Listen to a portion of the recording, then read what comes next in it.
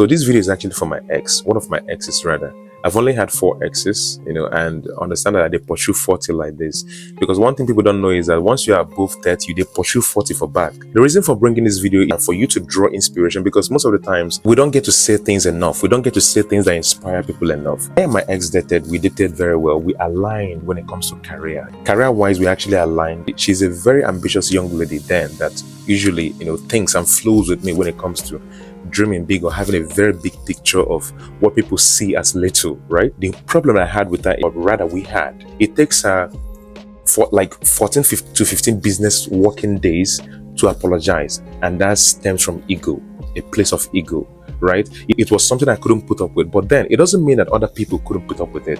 Those are core values. Those are the things that she sees as normal. Those are the things that she couldn't change, the ego side of it. The reason why I wasn't able to put up with it is because I am this kind of person that doesn't have that tolerance for things taking time unnecessarily. I believe as a mature person, you should know what to do at a particular time to fix something rather than leaving it for a long time. Also, I'm not a fan of person prioritizing their ego over their relationship. So she found a man that was able to put up with that, because I'm very sure, she never stopped him. But then this is not the reason why I'm here. The reason why I'm here is what she did. I attended her wedding in 2022, if I'm correct. I was invited, met her husband, I ate okwa, I ate chicken, I ate too many things. I was actually served as both a special guest and a special ex. After that time, we stopped talking. And of course, we need to give space because she's married. Now in 2024, one of my dreams came true, and that very dream, she's aware of it. I built a platform, Khaki Spaces, that serves the NYC community and their accommodation such a way that you can actually book your accommodation before you arrive your PPA. So before the dream came true in 2024, the process was a very tough one for me because I partnered with somebody who my values and hers did not align. A Nigerian lady based in America who at first I thought she was truly in.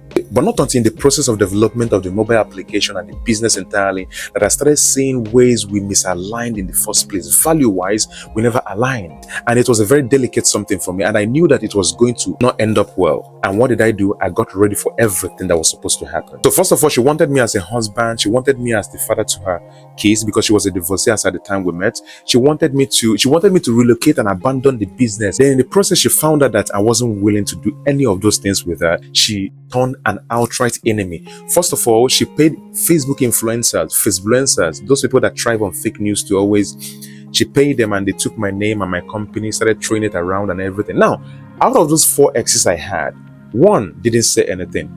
The second one, said, finally, that her causes, she's finally catching up with me for not marrying her. Then the third one actually went and chatted the very lady that I did business with to join forces with her to bring me down. But one thing about me is that I am that formidable that once I'm on the right track in life, you and what army?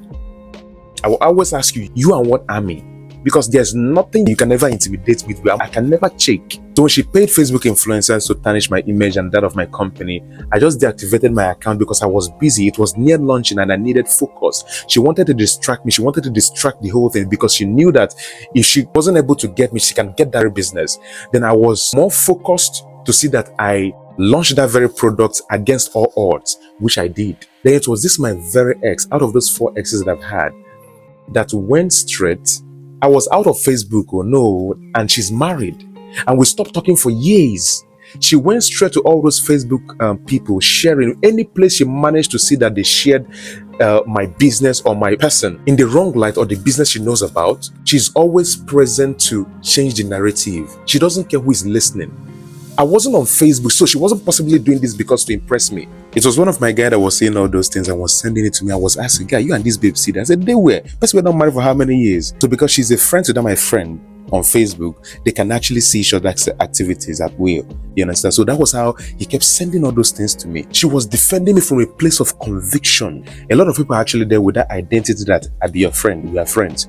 It only takes when things happen to tell their willingness to defend you in your absence. Because friendship is not all about what is actually being done in the present. It's actually what is being done or how you are being defended in your absence. She's happily married. She was also doing this while her husband was also on Facebook. After everything, she didn't reach out to me in that 2024.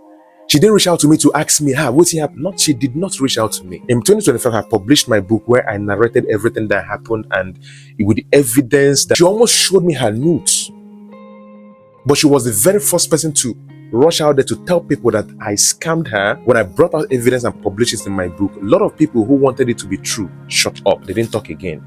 That very ex of mine didn't still talk. It was months later she reached out to me after I published that very book on Facebook. She reached out to me and we started talking. How where you doing? We haven't talked for what's happened. You've been good, family, normal thing. I said, sure. I pretended I didn't see all those things she did then, and she also flowed.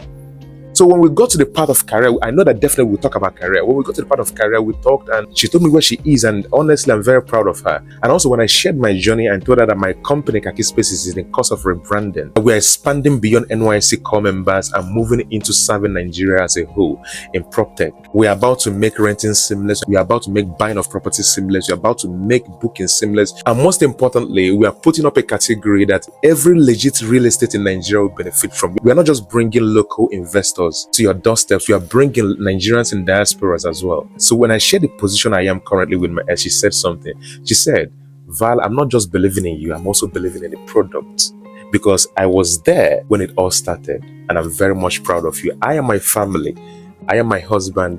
We are willing and very open to help you in the course of investing and making sure that this very product, this last phase of it all, comes to life. I've always said this to the ear canals of those who listen. I am this kind of person that doesn't believe that friendship ends when relationship ends between you and your ex. No. So that means what you want to come for life to do, that you just snack. What you people came out to do in life is just to see each other's nakedness. That's it. And see each other's weaknesses, strengths, and vulnerabilities. That's it. There's more to life, man. And please understand, by relationships, I never meant the one that is after your life. I never meant the one that are threatening. I never meant the ones where you dated a narcissistic person. By a situation that doesn't lead to marriage, I don't mean in the case where the man promises you marriage and doesn't fulfill his promises. No. I mean in a situation whereby random things that are threatening to your future or to how you ever wanted to raise your kids, but not life-threatening. These ones are not included because it's actually understandable that you are actually running for your life. But for those who are having issues with their ex from a place that they didn't get into marriage with, if you guys didn't understand each other in that relationship, nobody should take the blame alone. You guys should be blamed. So you guys keeping malice and keeping each other as enemies is just a waste of energy. Honestly, you better just drop that hate and know if something good can actually come out from that very friendship. You get to realize those who love you when you have issues. When you face life challenges, that is when you get to realize those who truly care. It's beyond I love you, babe, I love you too, have a nice day, have you eaten? It is beyond those nonsense. Now, where I want you to draw the inspiration is people who you've actually had things in the past with, right? People who you might have wronged or might have wronged you for some reasons you guys are no more together. Sometimes, think beyond the one single thing they did wrong and think about the too many things they've actually done right. Because if you check, so many of your exes have actually done too many good things. Just because you guys didn't end up, you just start looking at them as evil. Life mustn't end in marriage. People's relationship mustn't end in marriage. There's more to life. Not those who you think that would support you, that would be your backbone, that would be there for you when the road is bumpy, will be there for you. Trust me. It is actually those people you never thought would come through. Those are the people that will come through.